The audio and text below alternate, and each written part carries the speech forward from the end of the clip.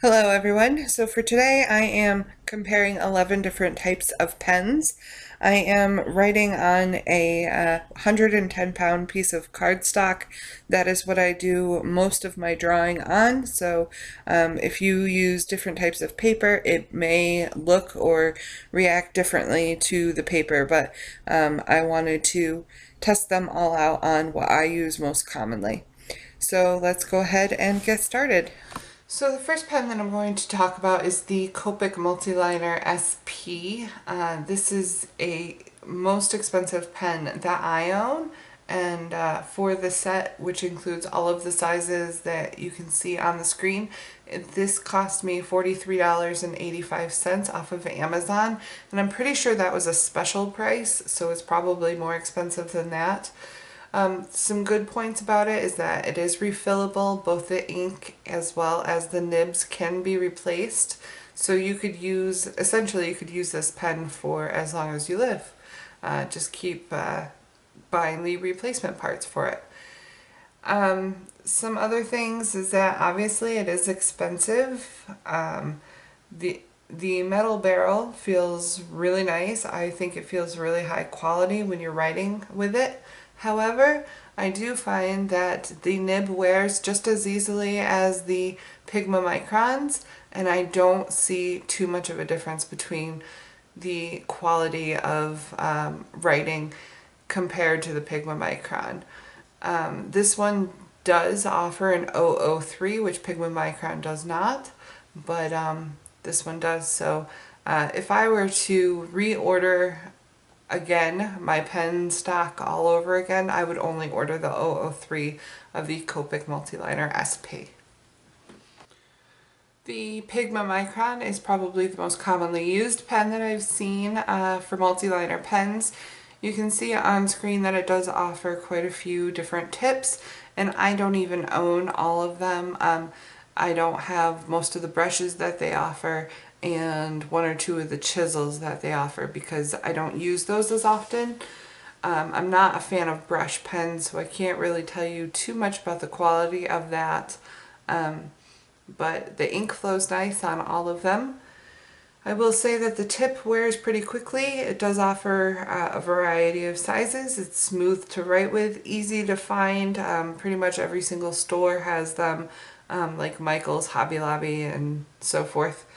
I will say that as you start to use them more often, the end of the pen where you put the cap, it kind of gets worn down, and it's pretty easy to lose your cap if you're using this pen for quite a while. So be kind of light as you're drawing with this, and it'll last quite a while, and it won't wear down the nib as much. Again, it's pretty much the same quality as the Copic I have found. One other negative thing that I've also found is that the end of the cap where it tells you what size it is, this can get worn off, and then you're left kind of trying to guess what it is. And I know it's on the barrel too, but the barrel also scrapes off. So what I've been doing to prevent that kind of is using some Mod Podge, just a very thin coat, and putting it over it. You could probably try clear nail polish as well, that might work. But so that's what I've been doing to try and preserve that lettering on the Pigma Microns. Next up is the Marvila pen. If you've been following me on this channel for a while now, you know that this is one of the pens that I use quite often. This is a very inexpensive pen. It's $1.65 each, which I purchase off of jetpens.com, just because that's pretty much the cheapest place to find pens. It does offer an 003, which is great. The barrel is slightly wider than the Pigma Micron pens, although the tip is pretty much the same going from here down. It's pretty much the same as the Pigma Micron. One thing I will note that there are no chisel tips or brush tips that I have found for the Le Pens. So you can decide if that is something that you need or not. I will say that when you draw with these pens, it is slightly rougher than the Pigma Micron. I mean, very slightly. But it doesn't bother me. I actually like these pens better than the Pigma Microns, which is why when all of my pens, all of my Pigma Microns dry out, that is the last time that I'll be purchasing Pigma Microns.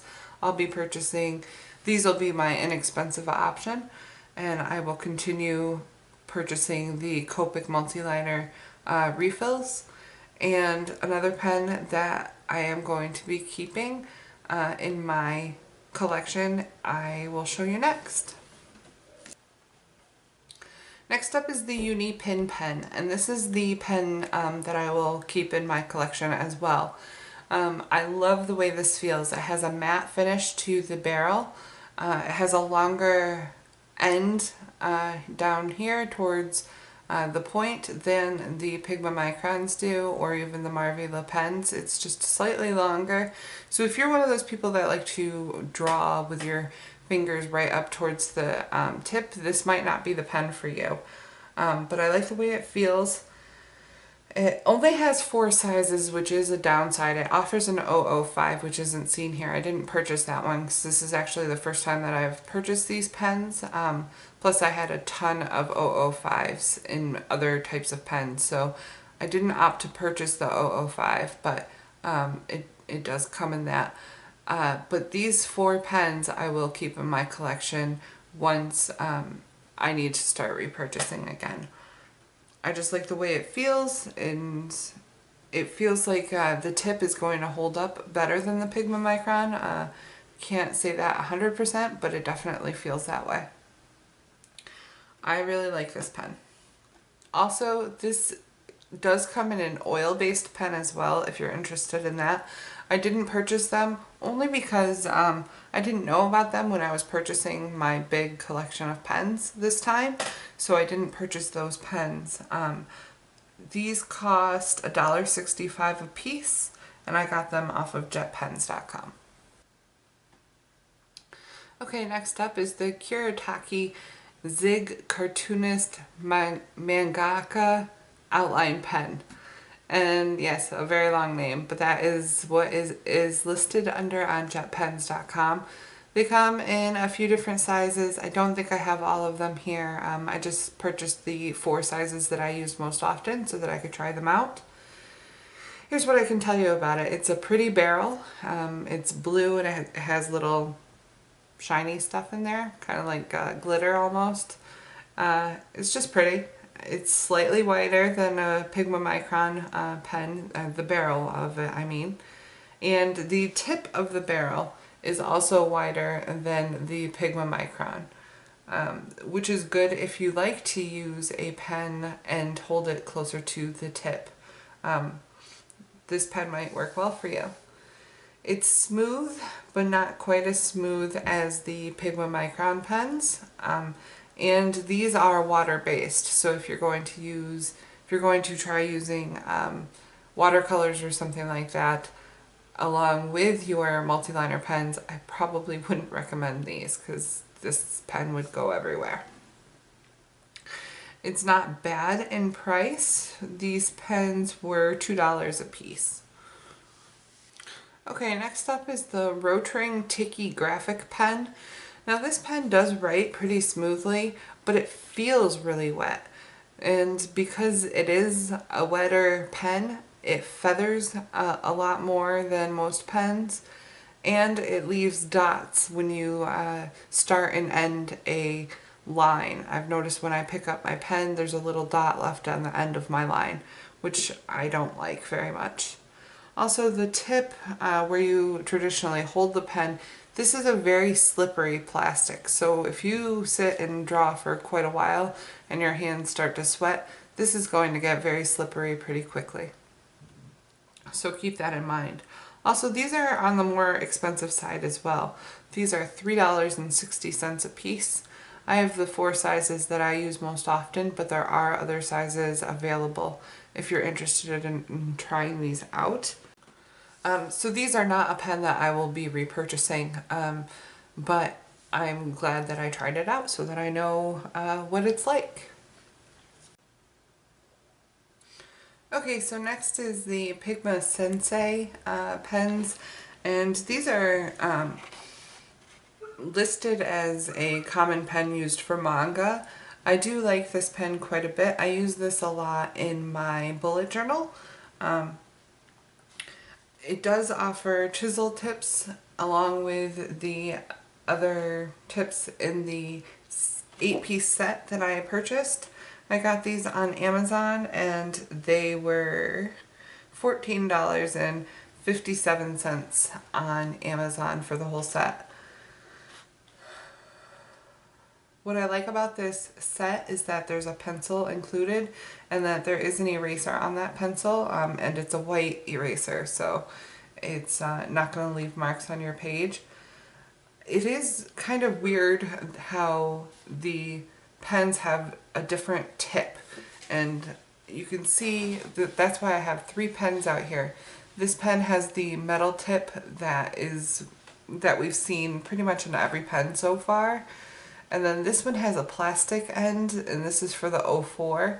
And this is a all felt tip pen, which is for the rest of the pens after the 04. So the 06 all the way through is an all felt tip pen.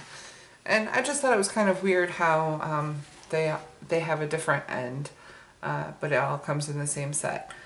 I will say that the packaging, which is listed as a reusable package, is just a cheap plastic thing, and I won't be keeping this. Mainly because, first of all, it was very difficult to get into, so I kind of ruined it anyways. But also because the packaging that actually tells you what the pens are, it's not connected to the packaging at all. So this is going to get lost in a matter of days anyways, so I won't be keeping that. This is a set that I will keep on hand though. I really like using these in my bullet journal, as well as some of my drawing, but I really like these, particularly the 04 and the 06. I just think that they are a higher quality pen. They feel like they're going to last for quite a while. This is my second set, so this isn't the first time that I've tried these. Alright, next up is the Staedtler pigment liners, and these I've had before. This was actually the very first type of pen that I used before I had learned about the Manga Micron pens. So going back 3 years, these are the first pens I used. One thing that I will say is when you first get them, the ink is very wet and it'll leave a dot at the end of your lines. But after using them like one time, I don't have that problem anymore. So one thing is that the very tip is slightly rounder than the Manga Micron, I've noticed. So if you hold your pen more at an angle, these are going to work better for you than the Manga Microns. Manga Microns like it when you hold it pretty, they're okay at a little bit of an angle, but not too much drastic of an angle. This one can handle a little bit more of an angle than the Manga Microns.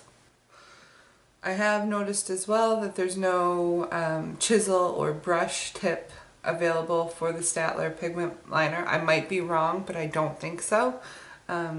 So keep that in mind if you want to have those options, that I haven't been able to find those in there. The packaging it comes in, I got the 6-pack, and it is in the traditional Staedtler package where the top folds over and it creates kind of an easel. So it's a hardcover plastic, and this is pretty much the only packaging that I will be keeping out of any of my pens, because it is durable and will hold up. Oh, the cost on this, for the set of 6 I got off of Amazon, and they cost $11.58. Alright, next up is the Faber-Castell Pitt Artist pens. These are a common pen that I've seen. They're kind of making a little bit of a rise in usage lately, I've noticed. So I have purchased my set on Amazon, and they cost, For the set of 8, it costs $15.99 off of Amazon. And it was cheaper to purchase them off of Amazon than jet pens, which isn't very common, but I noticed when you're buying a collection or a set that they tend to be cheaper on Amazon than on jet pens. But if you buy them individually, then go with jet pens. A couple of different things about this pen is that the sizes are listed differently. There's extra small, small, fine, medium, 1.5, a B for brush, and then SB for something brush, and then SC for small chisel, I'm assuming. I probably won't be using the brushes or the chisel. The chisel felt very wobbly. I noticed too that the 1.5 is not very bold at all, and the brushes are okay, but they don't seem as black as the Pigma Microns. However, the extra small all the way up to the medium I absolutely love. I just like the way they feel in my hand, and they feel like they're going to hold up in comparison to the Pigma Microns. If not a little bit better than the Pigma Microns. I also like the design of the pen. You can see it kind of tapers, and it's more like a writing pen than the other pens that I've seen, especially the Pigma Microns too. Let me pull that out so you can see. So you can see like the end of it is more like a pen than this one. Just something a little bit different. I really like the design of it. You may not. I will say too that the end where you keep the cap is going to hold that for a real long time, I feel like. It fits on there nice and snugly, and yeah, I will continue purchasing the extra small all the way up to the medium, but I won't bother with the brushes or the chisel on this. The packaging is kind of just a cheap plastic packaging, nothing too exciting here. I will say that the actual lettering and things like that, the label is a part of the plastic, so it's not going to peel off or anything like that. So if you want to keep this, it's a halfway decent packaging. It's definitely better than the Manga Sensei, but not as good as the Staedtler pigment liners. Okay, next is the Pilot drawing pen. Now this pen is water-based, and so I wouldn't use them if you plan on using watercolor along with these pens. I will say that the 01 and even the 03 it does feel like the tips can bend kind of easily. So be cautious of that if you choose these pens. You might want to use a lighter touch. It is very smooth to write with. I like the design of the pen. It's similar to the Faber-Castells, which we just talked about. And yeah, the price on these were $2.50 a piece. So it's kind of middle of the line as far as cost goes. Not bad. I don't know that I'll be repurchasing them again because they are water-based. I knew that when I purchased them this time, but I still wanted to try them out. So, and finally is this Deleter Neopica Line 3 pens. And these pens I purchased on Jet Pens. They cost $3.12 a piece. These do have a wider body than a Pigma Micron, which is very noticeable when you're drawing with it. They do write with a bit of a drag, a little bit rougher than a Pigma Micron, similar to a marker or a Papermate Flare. So if you've ever drawn with a Papermate Flare, it's kind of the same feel to this one. Okay, so now I'm going to show you how these pens react to water as well as to alcohol, so that you can see how it would react to pens like Copic markers and Prismacolor markers and Spectrum Noirs and things. That will be the alcohol test. First is the water test. I have these two water brushes. This one is filled with water and this one is filled with alcohol. So we'll go ahead and get started.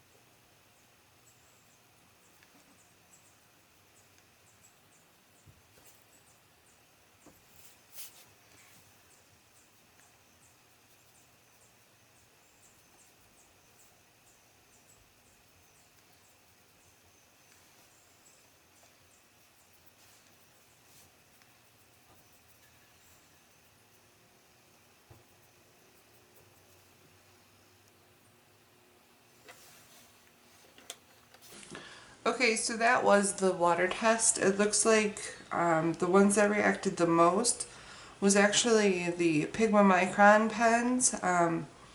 They did blur out a little bit where the water was applied. Also, the Rotring graphic pen, which wasn't one of my favorite pens anyways, that one reacted quite a bit, as well as the Faber-Castell pens. It looks like that one reacted, and this one actually seemed to react more than the Pilot water-based drawing pen, which is surprising. But the rest seem to hold up pretty well. The Vela pen, which is one of the cheapest ones that I purchased, held up the best on the water. And Manga Sensei didn't react at all, and neither did the Neopica deleter pen or the Unipin. So some of them reacted, some of them didn't. I'm actually a little bit surprised. So now we will get into trying alcohol on there so that you can see how those markers, alcohol-based markers, would test to using with these pens.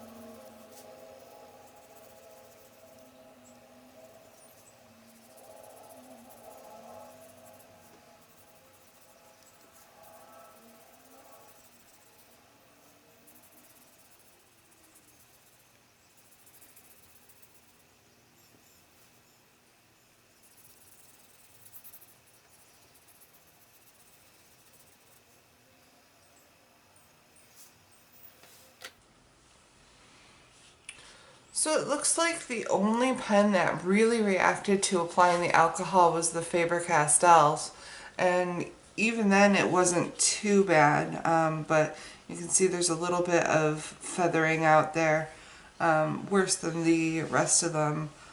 Kind of surprising a little bit.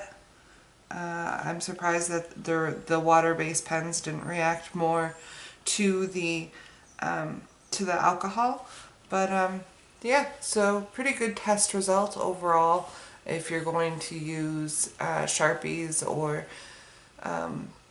Prismacolors or Copics or anything like that. So it's good to know, but again, always test it out on your own before you start using them. That way you won't ruin your own art pieces. So that is it for today's pen comparison test. I hope you enjoyed this video. If you did, give it a thumbs up. Hopefully you found some new pens to try out, and I'll see you guys again very soon for another drawing video.